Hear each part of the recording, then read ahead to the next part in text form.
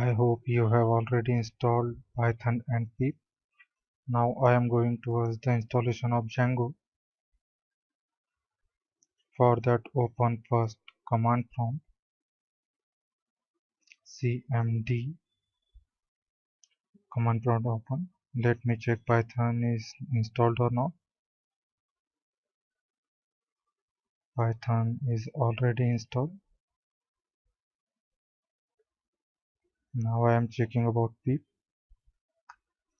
Pip is already installed. Now I am going towards Django installation.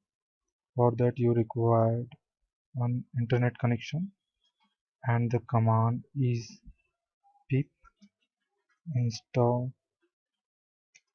Django equal to 2.2.7 return key. In my system Django is already installed. If it's not installed, then in 1 to 2 minutes it will get installed.